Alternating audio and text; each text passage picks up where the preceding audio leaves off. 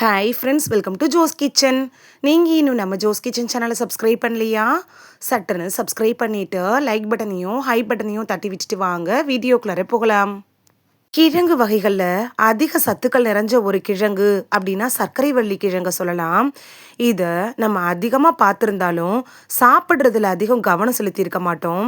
நம்ம எந்த உணவெல்லாம் சாப்பிடாம தவிர்க்கிறோமோ அதுலலாம் நிறைய ஊட்டச்சத்துக்கள் நிறைஞ்சிருக்கு.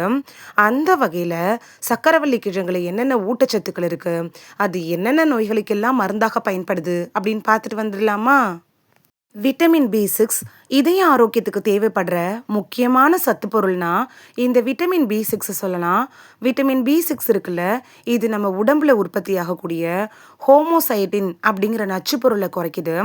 இந்த ஹோமோசைட்டின் இருக்குல்ல, இது உடலுக்கு பலவித தீங்குகளை ஏற்படுத்திடும். குறிப்பாக மாரடைப்பை ஏற்படுத்தக்கூடிய ஒன்று அப்படின்னு இதை சொல்லலாம். சர்க்கரை வள்ளி கிழங்கு இருக்குல்ல, இதை நம்ம சாப்பிட்டுட்டு வர்றப்ப விட்டமின் பி6 சத்து அது அதிகரிக்கும்.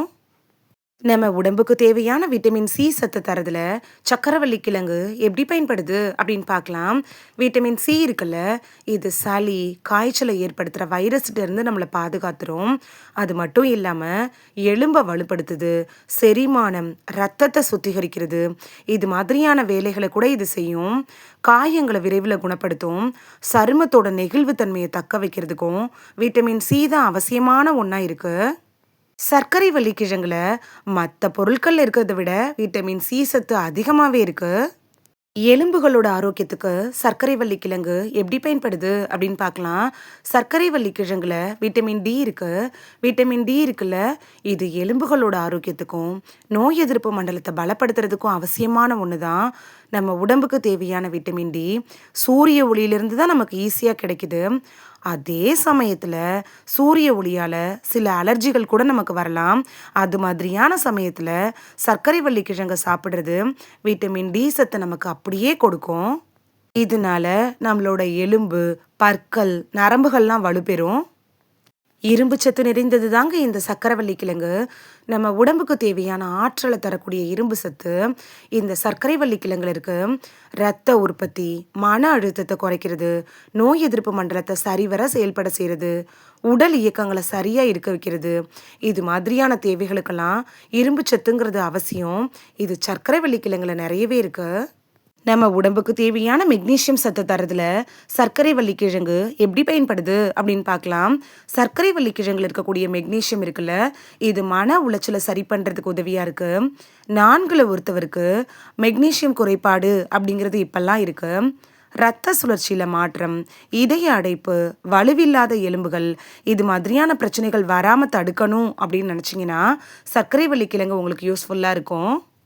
நம்ம உடம்புக்கு தேவையான பொட்டாசியம் சத்து தரதுல சர்க்கரை வள்ளி கிழங்கு எப்படி பயன்படுது அப்படின்னு பார்க்கலாம். சிறுநீரகம் சரியா செயல்படுறதுக்கு அவசியமான ஒண்ணுன்னா பொட்டாசியம் சத்து தான். இதய துடிப்பு சீராக இருக்கிறதுக்கும் நரம்பு மண்டலம் சரியா செயல்படவும் பொட்டாசியம் சத்து அப்படிங்கிறது அவசியமானதா இருக்கு. சர்க்கரை வள்ளி கிழங்குல அதிக அளவுல இந்த பொட்டாசியம் சத்து இருக்கு. இது தசை பிடிப்புகளை சரி செய்யும், வீக்கத்தை குறைக்கும், உடல்ல பல பிரச்சனைகள் வராமல் தடுக்கிறதுக்கும் பொட்டாசியம் ரொம்ப யூஸ்ஃபுல்லாக இருக்கும். அப்படிப்பட்ட பொட்டாசியம் இந்த சர்க்கரைவள்ளியில் இருக்குங்க. ரத்த சர்க்கரையை கட்டுக்குள் வைக்கிறதுல சர்க்கரை வள்ளி கிழங்கு எப்படி பயன்படுது அப்படின்னு பார்க்கலாம். இதோட பேரில் தான் சர்க்கரை இருக்குதே தவிர இந்த கிழங்கு சர்க்கரை பாதிப்பு இருக்கிறவங்க கூட சாப்பிடலாம். இயற்கையாகவே இதில் இருக்கக்கூடிய சர்க்கரை இருக்குல்ல, அது மெதுவாக தான் ரத்தத்தில் கரையுது. இதை கரைக்கிறது அப்படிங்கிறது ரொம்ப எளிமையாக இருக்கு. அது மட்டும் இல்லாமல் சோர்வு, உடல் எடையை கட்டுக்குள் வைக்கிறதுக்கும் இது ரொம்ப யூஸ்ஃபுல்லாக இருக்கும். இருந்தாலும் ரத்த சர்க்கரை அளவை கட்டுக்குள் வைக்கணும் அப்படின்னு நினைக்கிறவங்க டாக்டர்கிட்ட அட்வைஸ் வாங்கிட்டு அதுக்கப்புறமா இந்த சர்க்கரை வள்ளி கிழங்கு எடுத்துக்கிறது நல்லது. இந்த சர்க்கரை வள்ளி கிழங்கு சமைக்கிற முறையை பார்க்கலாமா?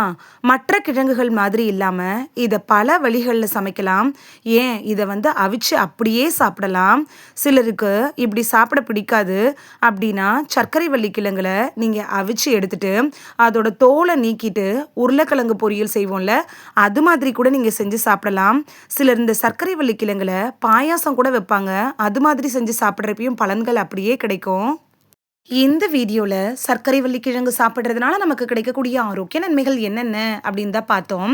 இனி மார்க்கெட்ல சர்க்கரை வள்ளி கிழங்க பார்த்தீங்கன்னா, மிஸ் பண்ணாம வாங்கிட்டு வந்து சாப்பிட்டு பலன் பெறுவீங்க அப்படின்னு நம்புறேன். இது உங்களுக்கு ரொம்ப யூஸ்ஃபுல்லா இருந்திருக்கும் அப்படின்னும் நம்புறேன். இந்த வீடியோ உங்களுக்கு பிடிச்சிருந்துச்சுன்னா, லைக் பட்டனையும், ஹைப் பட்டனையும் தட்டி விடுங்க. இது உங்க ஃப்ரெண்ட்ஸுக்கு பயன்படணும் அப்படின்னு நினைச்சீங்கன்னா, ஷேர் பண்ணி விடுங்க.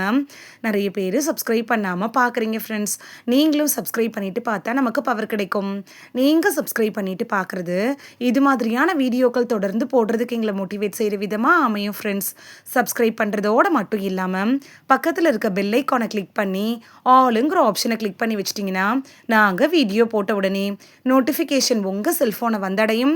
நாளைக்கு வேறொரு ஆரோக்கியமான பதிவில் சந்திக்கலாம். தேங்க்யூ, பாய்.